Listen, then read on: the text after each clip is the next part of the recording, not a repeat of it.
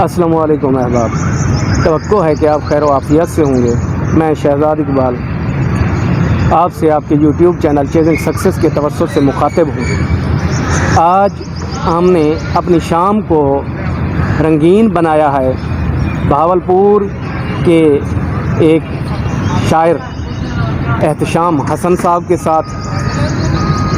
एहतशाम हसन साहब वैसे उनका उर्दू अदब से या दर्स व तदरीस से कोई ताल्लुक़ नहीं है, लेकिन बड़े कमाल के और ओरिजिनल शायर हैं। मैं एहतशाम हसन साहब की तरफ बढ़ने से पहले उनके दो शेर पढ़ूँगा। देख हम दश्त नशीनों को समंदर न दिखा, हमको वुसअत पे भी वहशत का गुमा होता है, क्योंकि हम लोग उदासी के दबिस्तान से हैं, मुस्कराएं भी तो बगावत का गुमा होता है। तो चलते हैं एहतशाम हसन साहब की तरफ। सर अस्सलाम वालेकुम। वालेकुम अस्सलाम। सर कैसे हैं आप? अल्हम्दुलिल्लाह मैं ठीक हूँ जनाब, आपकी शुक्रिया। सर पहल तो बेहद शुक्रिया कि आपने हमारे लिए वक्त निकाला। तो सर स्टार्ट करते हैं कि बहावलपुर अगर हम देखें तो अदबी हवाले से एक अहम अदबी मरकज़ है। इसमें बहुत से नामवर और मारूफ शोरा भी मौजूद हैं, लेकिन आपने अपने शेरी मजमूए बड़ा एक प्यारा सा और अनोखा नाम है मैं भी हूँ का नारा बुलंद किया है। तो इस हवाले से आपके जहन में क्या था? सबसे पहले तो आपके चैनल का और आपका बहुत शुक्रिया कि आपने मुझे मदऊ किया यहाँ बात करने के लिए, क्योंकि जब भी कोई भाई कोई दोस्त बहुत मोहब्बत से बुलाए तो वो मेरे लिए बहुत काबिल एहतराम काबिल इज़्ज़त है।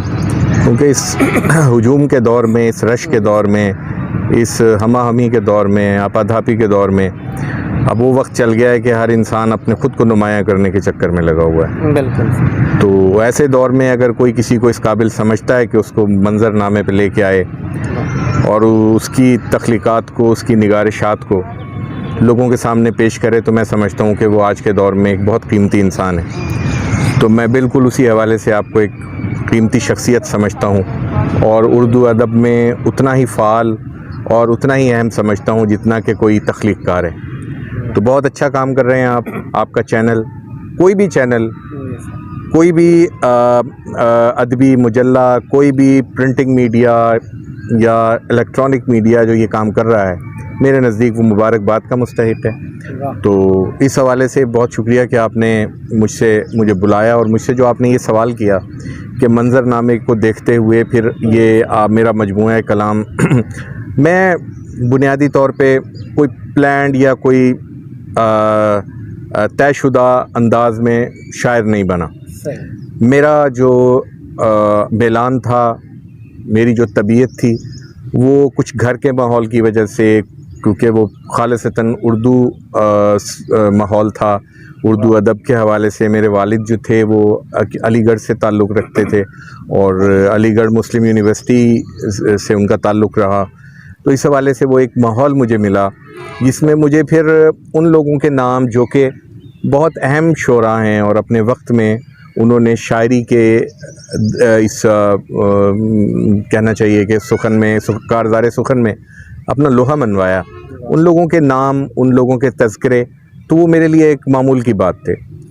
तो इस हवाले से मुझे ये बहुत अच्छा एक वो कह लें कि एक प्लेटफॉर्म मिला, एक ऐसा वो कह लें कि माहौल मिला जिसने मेरे अंदर शायरी की एक ख्वाहिश को और उसकी जो कहना चाहिए खूबसूरती को उजागर किया।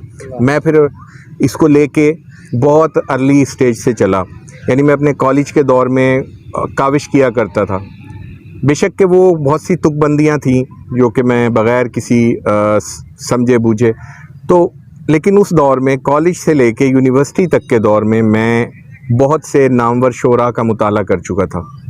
तो शेर की जो क्राफ्ट है, उसकी जो दरोबस्त है, उसकी जो बहरों की लहरें हैं, ये सब चीज़ें मुझे उस वहाँ से काफ़ी हद तक हासिल हुई, समझ में आई। तो मैंने फिर ये तकरीबन कोई 88 या 88 मतलब 88-89 का अरसा होगा कि जिसमें मैंने काविश शुरू की।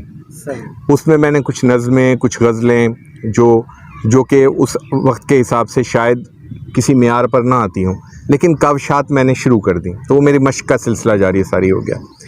میں لا علم تھا یہاں کے ادبی منظرنامے سے، کچھ غم روزگار، کچھ اور پریشانیاں اور مسائل زندگی کے، تو اس حوالے سے ادب سے دوری زیادہ ہی رہی، نزدیک نہیں۔ کوئی اچھی کتاب ملی ضرور پڑھی اس دوران، ساغر صدیقی، فیض احمد فیض، جشم علی آبادی اور مصطفیٰ زیدی، اور ان کو پڑھنے کا اتفاق ہوا اور کافی کچھ سیکھنے کو ملا۔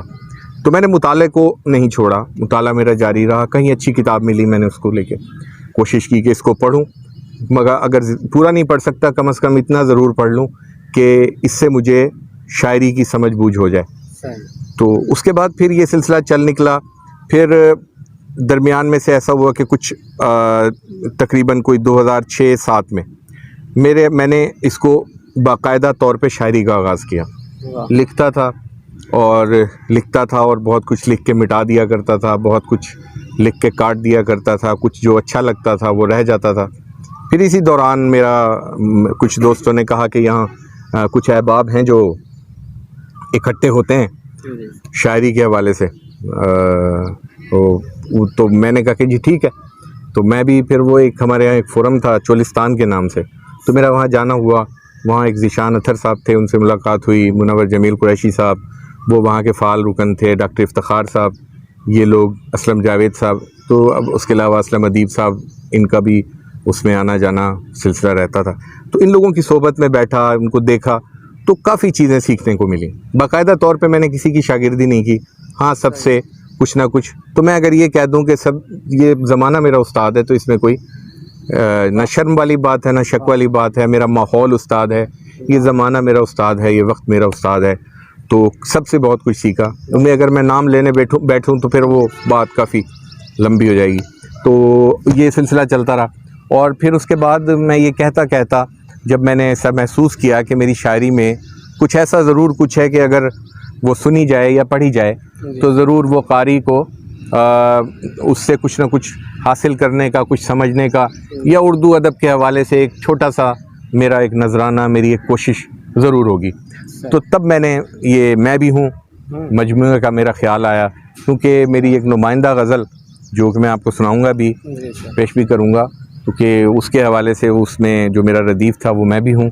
تو پھر وہ میں بھی ہوں جو تھا وہ کنسیپٹ میں لے کے آیا، وہ ایک خیال تھا اور اس کو میں لے کے آیا، اور وہ میں بھی ہوں ایک سلوگن تھا، ایک نعرہ تھا، ہر آدمی کی سوچ تھی، ہر شخص میں بھی ہوں کے دائرے میں ہے، اور ہر شخص چاہتا ہے کہ مجھے تسلیم کیا جائے، مجھے سنا جائے، مجھے مانا جائے، مجھے پڑھا جائے۔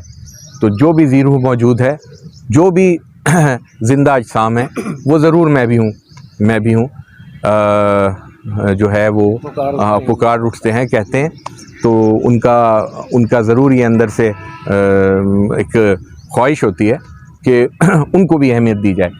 وہ یہ سلسلہ چلا، اور اب الحمدللہ میں بھی ہوں کے حوالے سے مجھے پہچانا بھی جاتا ہے، اور محافل میں بھی، اور ادبی جو فورمز ہیں اس کے اوپر بھی، اور الحمدللہ کہ انٹرنیشنل لیول پہ جہاں جہاں اردو پڑھی اور بولی جاتی ہے تو مجھے وہاں سے پذیرائی ملتی ہے۔ بڑی مہربانی۔ خوبصورت سوچ، خوبصورت گفتگو۔ بالکل سر، میں سمجھتا ہوں کہ احتشام حسن صاحب اور میں بھی ہوں ایک دوسرے کے لیے لازم اور ملزوم ہیں۔ بہت شکریہ۔ سر عام طور پر دیکھا جاتا ہے یا آپ کی شاعری پڑھتے ہوئے ہمیں یہ محسوس ہوتا ہے ہر قاری کو کہ آپ نے اپنی شاعری میں عصری جو مسائل ہیں جی، ان کو سمویا ہے، ان کے حوالے سے بہت کچھ لکھا ہے۔ تو آپ کیا سمجھتے ہیں کہ جو ایک شاعر کے لیے عصری شعور کتنا اہمیت رکھتا ہے؟ بہت یہ بہت عمدہ سوال ہے۔ شاعری کو ہم نے شاعری میں جو جس کا میلان ہے وہ اس حساب سے، جس کی جو طبیعت ہے وہ اس حساب سے کام کرتا ہے۔ تو میں نے شاعری میں آپ دیکھ لیں رومانوی اشعار یا سماجی معاملات، ٹھیک ہے، یا آپ کہہ لیں کہ اس کو ساختیات، ٹھیک ہے، مختلف جو موضوعات ہیں ان کا چناؤ کیا جاتا ہے۔ تو اگر ہم عصر حاضر کے حوالے سے آپ نے کہا کہ مسائل کے، تو ایک سلسلہ ایسا چلا ہوا ہے شاعری میں مخالفت نہیں کرتا کسی کی بھی، ہر آدمی اپنی جگہ شاعری میں اپنا کام کر رہا ہے. اگر یہ گلدستہ نہ بنے، ہر شخص کوئی رومانویت پہ شعر نہ کہے، کوئی آفاقیت پہ شعر نہ کہے، کوئی صوفیزم پہ شعر نہ کہے، تو ہمارے پاس آگے یہ آنے والی نسلوں کو دکھانے کے لیے کچھ نہیں ہوگا کہ ہمارے پاس کتنے ورسٹائل شعراء تھے. تو عصر حاضر کے حوالے سے میں موضوعات کا انتخاب اس لیے کرتا ہوں کہ میرے جو قاری ہیں، میری کوشش ہوتی ہے کہ شعر وہاں تک پہنچے جہاں تک ابھی نہیں پہنچا، یا لوگ اس سے ناآشنا یا بدظن ہو چکے، اور وہ شاعری کے نزدیک جاتے ہوئے صرف اس لیے کتراتے ہیں کہ شاید شاعری بکھرے، شاید کسی گل و بلبل کا قصہ ہے، یا کسی بکھرے ہوئے انسان کے وہ الفاظ ہیں جن کو وہ مطلب وہ ایک اس میں لا کے، افزان میں لا کے اور عوام کی خدمت میں وہ پیش کر دیتا ہے، اور اس پہ داد و تحسین کا وہ خواستگار ہوتا ہے. ایسا میں نے کوشش کی کہ ایسا نہ ہو. ایسا ہو کہ جب میری شاعری کو پڑھا جائے تو پڑھنے والے کو وہ اپنے سے قریب تر محسوس ہو، اس کو ایسا محسوس ہو کہ میں نے بسر کیا ہوا ہے، یا وہ کسی، جی بالکل، یا میں اس کو بسر کسی موقع پہ کروں گا، یا یہ بات تو میں نے کہنی تھی. تو میری کوشش ہوتی ہے ایسے موضوعات کو لے کے آیا جائے شاعری کے اندر، تاکہ شاعری ذرا اپنی نہج سے تھوڑا ہٹ کے اور سہل ممتنع میں ایک آسان طریقہ سخن میں وہ لوگوں تک پہنچے، تاکہ وہ اسے بہتر انداز میں سمجھ کے اور اس کے بعد شاعری سے نزدیک ہوں. کیونکہ دیکھیے جہاں ہم شاعری سے، تحریر سے اور اہل علم و دانش سے دور ہوتے ہیں، وہاں ہم لوگ بکھر جاتے ہیں، ہماری شخصیتوں کے اندر بہت بڑی دراڑ آ جاتی ہے، ہم زندگی تو جیتے ہیں لیکن ایک اچھے انسان نہیں بن پاتے. یہ وہ محاسن تھے شاعری کے، میں نے جو موضوعات دیکھ لیے ان کے جو محاسن کے حوالے سے، جن کو میں نے اپنے سامنے رکھتے ہوئے ہمیشہ کوشش ہوتی ہے کہ ایسے موضوعات کو لے کے آؤں. میرے ارد گرد ماحول میں مجھے شعر ملتے ہیں، مجھے اشعار ملتے ہیں، میں ان کو دیکھتا ہوں اور اپنے پیرائے میں، اپنے انداز میں ان کو بیان کرنے کی کوشش کرتا ہوں. آپ دوست پسند کرتے ہیں، آپ کی بہت مہربانی. اگر شعر پسند نہیں کیا جا رہا ہوتا تو شاعر کے لیے یہ بھی ایک بہت خوش قسمتی کی بات ہے کہ وہ اس کو مزید بہتری کرنے کا موقع ملتا ہے اپنی شاعری. ضروری نہیں ہے آپ کی ہر غزل، آپ کا ہر شعر، آپ کی ہر مثنوی، آپ جہاں میں یہ سمجھتا ہوں کہ صرف نام کی وجہ سے داد ہے، میں اس کو نہ داد سمجھتا ہوں اور نہ میں اسے کوئی کاوش سمجھتا ہوں. میں سمجھتا ہوں کہ ضرور ایسا کام ضرور ہونا چاہیے جو کہ سننے والے کو، قاری کو، جو آپ کا بہت بڑا نقاد بھی ہے، اس کے دل کو چھو لے اور اس کو لازمی کسی نہ کسی نئی جہت سے، نئے زمانے سے، نئے آسمانوں سے روشناس کرائے. اچھا سر، آپ سے گفتگو کا سلسلہ جاری رہے گا، تو پہلے تو میں آپ سے وہ غزل سننا چاہوں گا جو آپ کی ٹائٹل غزل ہے، جس کی ردیف میں بھی ہوں ہے، جس کے یعنی ردیف سے ہی آپ نے شعری مجموعے کا نام لیا ہے. جی وہ ضرور بہت شکریہ. یہ میں بھی ہوں کہ بالکل آپ نے کہا کہ اس میں ردیف ہے، میں بھی ہوں، میرا تو اس میں وہ نمائندہ غزل جس کو کہہ دیں، اسی کو سنا بھی جاتا ہے اور پسند بھی کیا جاتا ہے. تو آپ کی اجازت سے کہ کہیں چراغ بجھانا پڑا کہ میں بھی ہوں، کہیں چراغ بجھانا پڑا کہ میں بھی ہوں، کہیں پہ خود کو جلانا پڑا کہ میں بھی ہوں، کہیں چراغ بجھانا پڑا کہ میں بھی ہوں، کہیں پہ خود کو جلانا پڑا کہ میں بھی ہوں. اور میرے گلے میں جو ڈالا میرے حریفوں نے، میرے گلے میں جو ڈالا میرے حریفوں نے، مجھے وہ ڈھول بجانا پڑا کہ میں بھی ہوں، مجھے وہ ڈھول بجانا پڑا کہ میں بھی ہوں. اور وہاں بھی خود کو دکھایا جہاں میں تھا ہی نہیں، وہاں بھی خود کو دکھایا جہاں میں تھا ہی نہیں، کہیں یہ سچ بھی چھپانا پڑا کہ میں بھی ہوں، کہیں یہ سچ بھی چھپانا پڑا کہ میں بھی ہوں. اور وہ بار بار مجھے بھولتا تھا اور مجھے، وہ بار بار مجھے بھولتا تھا اور مجھے یہ بار بار بتانا پڑا کہ میں بھی ہوں. یہ بار بار بتانا پڑا کہ میں بھی ہوں. اور شعر دیکھیے کہ سنا تھا آئیں گے محفل میں دل دریدہ لوگ, سنا تھا آئیں گے محفل میں دل دریدہ لوگ, سنا تھا آئیں گے محفل میں دل دریدہ لوگ, مجھے بھی زخم دکھانا پڑا کہ میں بھی ہوں. بہت بہت نوازش. مجھے بھی زخم دکھانا پڑا کہ میں بھی ہوں. اور شعر دیکھیے گا کہ تیری عطا وہ تجسس ہے جس کے بڑھنے پر, تیری عطا وہ تجسس ہے جس کے بڑھنے پر, تجھے بھی طور پہ آنا پڑا کہ میں بھی ہوں. تیری عطا وہ تجسس ہے جس کے بڑھنے پر, بہت نوازش, تجھے بھی طور پہ آنا پڑا کہ میں بھی ہوں. اور ہوا نہیں تو بھی ثابت کروں گا ہونے کو, ہوا نہیں تو بھی ثابت کروں گا ہونے کو, اگر یقین دلانا پڑا کہ میں بھی ہوں, اگر یقین دلانا پڑا کہ میں بھی ہوں. اور اس کا مقطع دیکھیے گا حضور کہ حسن ہے اتنا ضروری وجود کا اظہار, حسن ہے اتنا ضروری وجود کا اظہار, ہوا کو پیڑ ہلانا پڑا کہ میں بھی ہوں, ہوا کو پیڑ ہلانا پڑا کہ میں بھی ہوں. بہت شکریہ, کمال صاحب, بہت نوازش, اور اپنے وجود کا بڑا کمال اظہار کیا ہے. بہت نوازش ہے, آپ نے پسند فرمایا. اچھا سر, میں نے آپ کا کلام پڑھتے ہوئے دیکھا ہے سوشل میڈیا پر, فیس بک پر, کہ آپ نے اردو زبان کے ساتھ ساتھ پنجابی کو بھی اپنے تخلیقی اظہار کا ذریعہ بنایا ہے. بالکل. تو کتنا ایک غزلیں یا کلام آپ کا پنجابی زبان میں ہے؟ جی جی بالکل, مجھے میرا بڑا پیشن ہے کہ میں جو ہماری علاقائی زبانیں ہیں ان میں ضرور لکھوں, کیونکہ ظاہر ہے یہ بھی ہماری ماں بولی ہیں اور ہم بولتے ہیں. مجھے بہت پسند ہے, سرائکی بہت خوبصورت زبان ہے, لیکن جب میں سرائکی کی شاعری پڑھتا ہوں تو ابھی اپنے آپ کو اس قابل نہیں پاتا, کیونکہ میں دیکھتا ہوں کہ اس میں بہت بڑے بڑے نام ہیں, اور اس کی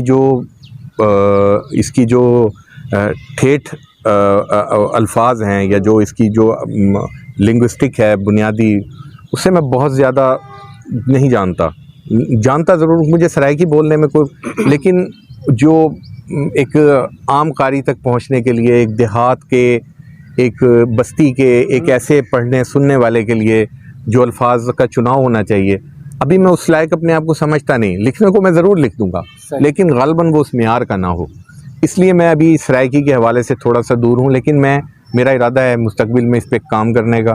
ضرور کچھ نہ کچھ ایسا ضرور لکھوں گا کہ زندگی میں یا میرے بعد یہ ضرور کہا جائے کہ میری کچھ خدمات سرائکی کے لیے ہیں. سرائکی بہت خوبصورت زبان ہے ہمارے وسیب کی, اور ہمارے لیے یہ تحفہ ہے, ایسا تحفہ ہے جو ہمیں کہیں پہ بھی ہم موجود ہوں ایک دوسرے کے نزدیک کر دیتی ہے دنیا کے کسی بھی کونے میں. اور پنجابی کے حوالے سے تو پنجابی میں نے بالکل لکھا ہے. پنجابی کیونکہ میری زیادہ فلوئنسی میں تھی, مجھے روانی بہت اچھی اس میں رہی, تو میں نے اس میں کچھ 3-4 غزلیں لکھی ہیں. وہ کسی وقت جب آپ سے دوبارہ کبھی سیشن ہوگا تو اس میں انشاءاللہ پنجابی کلام بھی آپ کی خدمت میں پیش کروں گا. جی. اچھا سر, آپ کا کلام پڑھتے ہوئے بعض جگہ یوں محسوس ہوا ہے کہ آپ نے ایک ہی مضمون کو غزل میں سمو دیا ہے, یا مسلسل غزل کا جسے ہم نام دے سکتے ہیں.